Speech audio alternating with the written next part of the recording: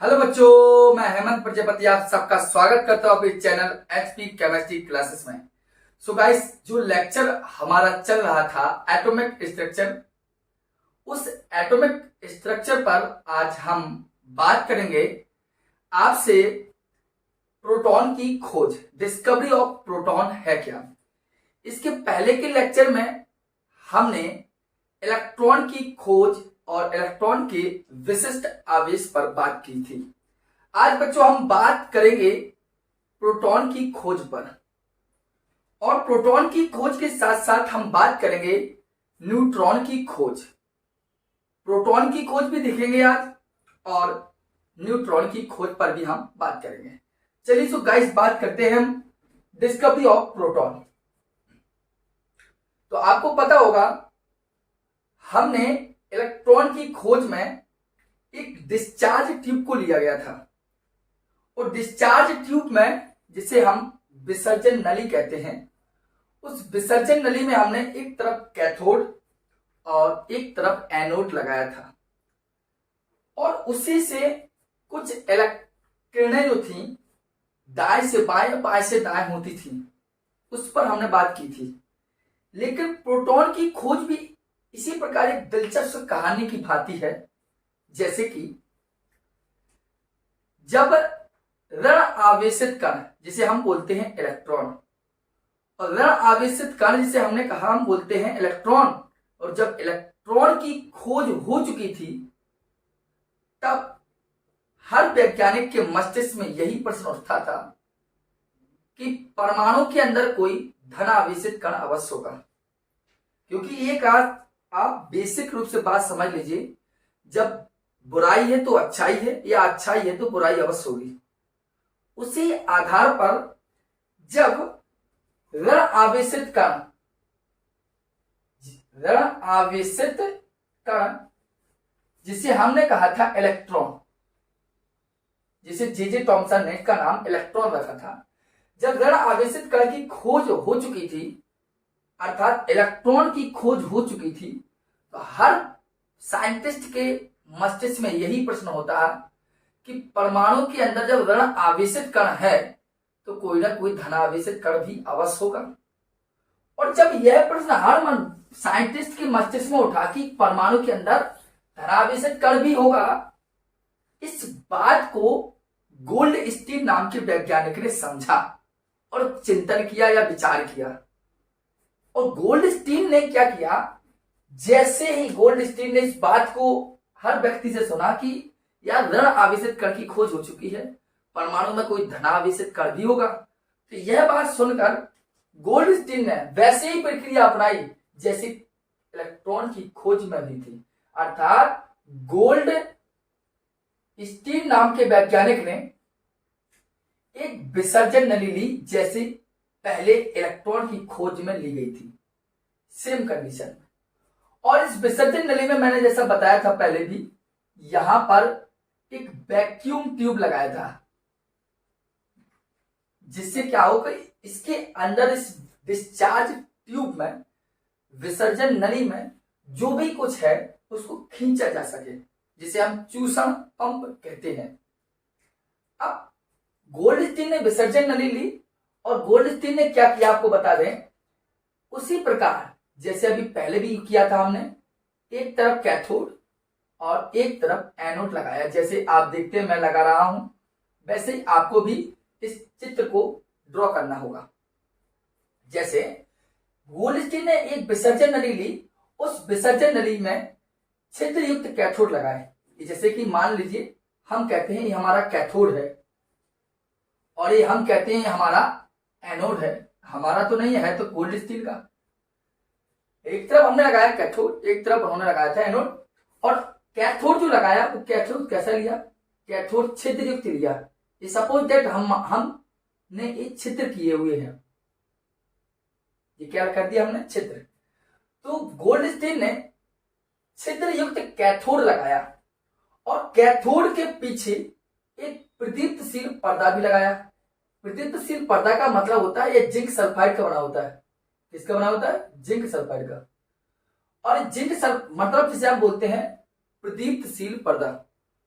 इस पर्दे पर यदि कोई भी कण या कोई भी पदार्थ टकराए या गिरे तो यह चमक उत्पन्न करता है, रंग देता है। जैसे रेडियम होता है आपका, और रेडियम पर कोई भी छोटी सी प्रकाश की किरण यदि गिरे तो वो चमकता है।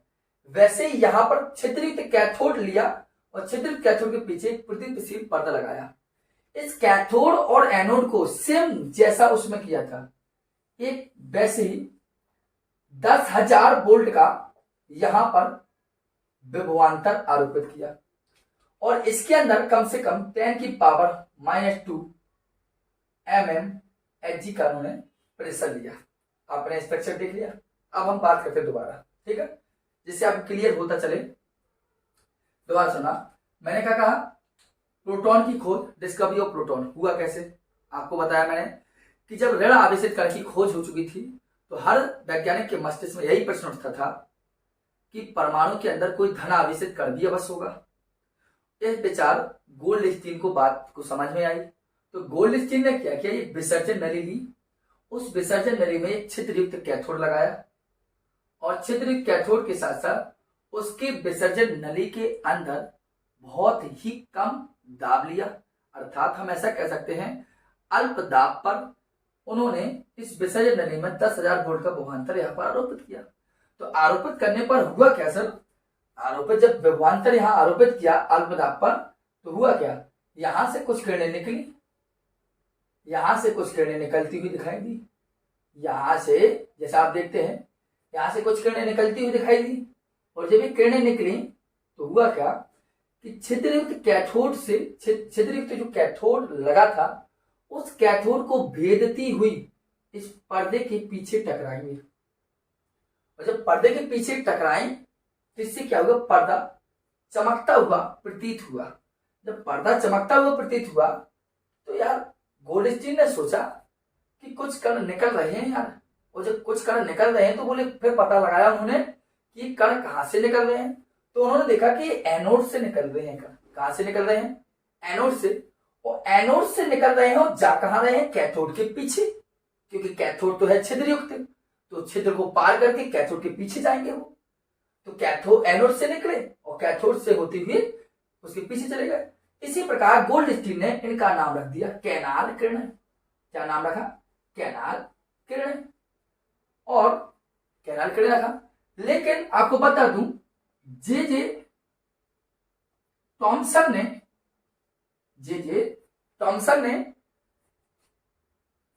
एनोड से किरणें निकलने के कारण, मतलब जे टॉमसन ने बताया कि ये किरणें, मैं लिख भी रहा हूं आपको, जे टॉमसन ने क्या बताया कि जो ये किरणें हैं जो एनोड से निकली हैं, ये किरणें क्या होती हैं। इन्होंने कहा कि ये किरणें धनावेशित कणों से हैं। कैसी है, धनावेशित कणों से मिलकर बनी है, मिलकर क्या है, बनी हुई है, ठीक। लेकिन आपको बता दें 1919 के समथिंग रदरफोर्ड नाम के वैज्ञानिक ने, किसने, रदरफोर्ड वैज्ञानिक ने, हाइड्रोजन का एक समस्थानिक होता है, आपको पता होगा, क्योंकि हाइड्रोजन के 3 आइसोटोप्स होते हैं, प्रोटियम, ड्यूटेरियम और ट्राइटियम।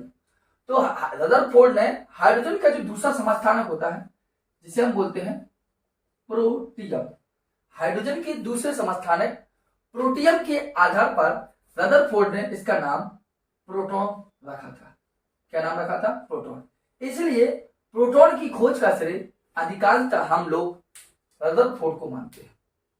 तो आशा करता हूं कि यह खोज समझ में आई होगी। तो कैसे हुई, एक बार रिवाइज करवा देता हूं मैं आपके लिए। रिवाइज क्या करवाना है आपको, 2 मिनट के लिए अब सुनना। मैंने कहा प्रोटॉन की खोज हुआ क्या था कि जब ऋण आवेशित कण की खोज हो चुकी थी तो हर वैज्ञानिकों के मन में यह प्रश्न उठा कि जब परमाणु में कोई ऋण आवेशित कण है तो कोई धनावेशित कण भी अवश्य होगा। इस सिद्धांत को गोल्डस्टीन ने माना और एक विसर्जन नली ली और विसर्जन नली में एक छिद्रयुक्त कैथोड लगाया और कैथोड के पीछे प्रदीप्तशील पर्दा लगाया, और जब 10,000 वोल्ट का विभवांतर आरोपित किया तो कुछ किरणें एनोड से निकलती हुई छिद्रयुक्त कैथोड को भेदती हुई उसके पीछे चली जाती हैं। ये किरणें एनोड से निकली, इसलिए इनको किरणों का आ गया कैनाल किरणें। जे टॉमसन ने बताया कि ये किरणें धनावेशित कणों से मिलकर बनी होती हैं, ठीक। इतनी बात जे टॉमसन ने की। फिर मैंने कहा कि रदरफोर्ड ने 1919 में हाइड्रोजन के दूसरे समस्थानिक से हम बोलते हैं प्रोटियम, उसके आधार पर इसका नाम रखा प्रोटॉन। आशा करता हूं कि समझ में आई होगी। आप कहो तो मैं थ्योरी भी लिख सकता हूँ, लिखने में कोई दिक्कत नहीं। मैंने आपको प्रोटॉन की खोज समझाई है। आप प्रोटॉन की खोज को समझिए और थ्योरेटिकल रूप आप अपनी बुक से देख लें। ठीक है, जो जो मैंने बताया सेम कंडीशन आपके बुक में होगी। ठीक है, नेक्स्ट बात करता हूं न्यूट्रॉन की खोज पर। ठीक है, किस बात करेंगे हम? न्यूट्रॉन की खोज पर। वीडियो को पॉज कर आप इसके स्क्रीनशॉट ले सकते हैं स्ट्रक्चर का और समझ सकते हैं।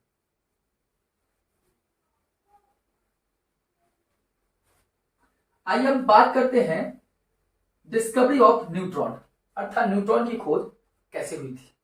ठीक है, चलिए देखिए, हेडिंग हमारी होगी मेन न्यूट्रॉन की खोज।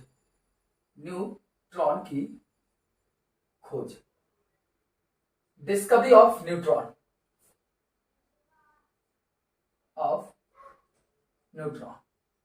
ठीक है। अगर न्यूट्रॉन की खोज की बात करें तो ये बहुत दिलचस्प कहानी है। इसकी सबसे अच्छी कहानी मानता हूं मैं इसको। क्या करना हुआ क्या था आपको बता दूं। जर्मन के 2 वैज्ञानिक थे, और जर्मनी के 2 वैज्ञानिक कौन थे? यह बात चलती है 1930 की, 1930 पर। जर्मनी के 2 वैज्ञानिक जिनका नाम था बोथे और बेकर। ठीक, अर्थात मैंने कहा कि 1930 में जर्मनी के 2 वैज्ञानिक जिसका नाम था बोथे व बेकर। ठीक है, समझ में आई बड़ी बात। मैंने कहा कि 1930 में जर्मनी के 2 वैज्ञानिक बोथे और बेकर ने अल्फा कणों पर, किस पर इधर लिख रहा हूं मैंने कहा कि 1930 में जर्मनी के 2 वैज्ञानिक बोथे और बेकर ने बेरिलियम परमाणु पर, क्या लिखा है? बीई, जिसका आपको पता है atomic number 4 and atomic mass 9, 4Be9 बोलते इसको। तो मैंने कहा जर्मनी के 2 वैज्ञानिक थे, एक था बोथे और एक था बेकर। इन्होंने 1930 में, कितने में? 1930 में बेरिलियम परमाणु पर, इसे क्या बोलते हैं हमने कहा इसे बोलते हैं बेरिलियम परमाणु पर। इस बेरिलियम परमाणु पर अल्फा कण डाले। कौन से कण डाले? अल्फा कण। और आपको बता दें एक अल्फा कण पर 2He4 आवेश होता है। कितना होता है? एक अल्फा कण पर 2He4 आवेश होता है। तो मैंने आपको क्या कहा कि जर्मनी के वैज्ञानिक बोथे और बेकर ने 1930 में बेरिलियम परमाणु पर अल्फा कणों की बमबारी कराई। किसकी बमबारी कराई? अल्फा कण की। अल्फा कण क्या है आपको बताया? 2He4, अल्फा कणों की बमबारी कराई। तो जब बोथे और बेकर ने बेरिलियम परमाणु पर, जैसे सपोज दैट ये बेरिलियम परमाणु है, ये अल्फा कण है, इस पर उन्होंने गिराए। और जब गिराए मतलब इस बेरिलियम पर अल्फा कण जैसे ही डाले तो इनसे विशेष प्रकार की किरणें निकली। और जब बोथे और बेकर ने बताया कि ये किरणें जो है, इन किरणों की भेदने की क्षमता बहुत ही ज्यादा तीव्र है। इनकी भेदने की क्षमता क्या? बहुत ही ज्यादा तीव्र है। अर्थात जब बेरिलियम परमाणु पर अल्फा कण डाले तो हुआ क्या? इनसे विशेष प्रकार की किरणें निकली जिनकी भेदन क्षमता बहुत अधिक थी। और अधिक भेदन क्षमता होने के कारण यह विद्युत तथा चुंबकीय क्षेत्र पर कोई प्रभाव ही नहीं डाल पाए। ऐसा हुआ क्या कि आप देखिए, और बोथे और बेकर ने देखिए 4 2 6 किसका होता है? कार्बन का। 9 4 13 कितना रखा? 12। और उन्होंने इन्हें गामा किरणें कहा। क्या किरणें कहा? गामा। ठीक, और समीकरण दे छोड़ दिया। लेकिन 1932 ईस्वी के समथिंग इंग्लैंड के वैज्ञानिक थे जिनका नाम था चैडविक। क्या नाम था उनका? चैडविक। चैडविक ने अपने इस प्रयोग को पुनः दोहराया और बताया कि बेरिलियम परमाणु पर जो अल्फा कण की बमबारी हो रही है, उनसे जो किरणें निकली वे किरणें कोई गामा किरणें नहीं है। उन्होंने कहा कि जो बेरिलियम परमाणु पर जो अल्फा कण आप डाल रहे हो, उनसे जो किरणें निकलती हैं वो आपकी क्या नहीं है? वो कोई गामा किरण नहीं है, वे उदासीन कण हैं। वे कैसे हैं? उदासीन कण, जिनका द्रव्यमान उन्होंने कहा प्रोटॉन के द्रव्यमान के बराबर होता है। क्या कहा? प्रोटॉन के द्रव्यमान के बराबर होता है। और देखिए उन्होंने कहा कि उदासीन होने के कारण चैडविक ने इनको न्यूट्रॉन कहा, क्योंकि उदासीन वर्ड को इंग्लिश में हम न्यूट्रल कहते हैं, इसलिए बन जाता है न्यूट्रॉन। देखिए 4 2 6 कार्बन, 9 4 13 अर्थात 12, और बचा क्या, एक बचा तो N1 0, अर्थात क्या हो गया, अर्थात इसे ध्यान दीजिए, ऐसा लिख लीजिए आप भी, ओनली न्यूट्रॉन। इस प्रकार न्यूट्रॉन की खोज हुई थी। एक बार प्रयोग को दोबारा दोहराता हूं मैंने आपको क्या कहा कि 1930 में जर्मन के 2 वैज्ञानिक बोथी और बेकर ने बेरिलियम परमाणु पर अल्फा कणों की बमबारी कराई, तो उनसे विशेष प्रकार की किरणें प्राप्त हुई जिनकी भेदन क्षमता बहुत अधिक थी। बोथी और बेकर ने इन किरणों का नाम गामा किरणें रखा और यह समीकरण दिया जो आपके सामने लिखा मैंने। फिर 1932 में इंग्लैंड के वैज्ञानिक थे जिनका नाम था चैडविक, उन्होंने बेरिलियम परमाणु पर जो अल्फा कणों की बमबारी हुई, उन्होंने बताया कि जो किरणें निकलती हैं कोई गामा किरणें नहीं है, ये उदासीन कण है। क्या है, उदासीन कण, जिनका द्रव्यमान ने कहा प्रोटॉन के द्रव्यमान के बराबर होता है, और प्रोटॉन द्रव्यमान के बराबर होता है, और उदासीन होने के कारण इनको उन्होंने न्यूट्रॉन कहा, क्योंकि इंग्लिश वर्ड में न्यूट्रॉन को न्यूट्रल कहा जाता है। तो आपने देखा 2 डिस्कवरी, एक प्रोटॉन की खोज और एक न्यूट्रॉन की खोज। हमने, आप देखते हैं ये एटॉमिक स्ट्रक्चर का तीसरा लेक्चर है, इसके पहले हमने 2 लेक्चर आपको प्रोवाइड भी कर चुके हैं। तो यही कहेंगे आप कि हो सके तो उन लेक्चरों को भी आप देखें और वीडियो को ज्यादा से ज्यादा आप शेयर करें।